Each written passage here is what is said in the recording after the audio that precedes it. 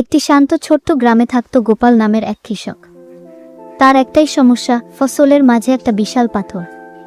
যতই চেষ্টা করুক কিছুতেই সেটা সরাতে পারছিল না। গ্রামের লোকেরাও চেষ্টা করল, কিন্তু পাথর নড়ল না এক চুলো। হতাশ হয়ে গোপাল বলল, ইস, যদি কেউ সাহায্য করত। সন্ধ্যার দিকে জঙ্গল থেকে এলো এক অতিথি, এক শান্ত বড়সড় হাতি। গোপাল ভয় না পেয়ে ওকে কিছু কলা দিল। হাতিটি খুশি হয়ে কলাগুলো খেল, তারপর হেঁটে গেল পাথরের কাছে। একটানে পাথরটা ঠেলে অনেক দূরে সরিয়ে দিল। গোপাল বিস্মিত হয়ে বলল, তুমি তো অসাধারণ। সেই দিন থেকে হাতিটি রোজ এসে গোপালের সাথে কাজ করত, জল দিত, ফসল তুলত। কিছুদিনের মধ্যেই গোপালের ক্ষেত ভরে উঠল সবুজে, আর সবার মুখে হাসি। কারণ কখন কখন সবচেয়ে বড় সাহায্য আসে সবচেয়ে কোমল হৃদয় থেকে।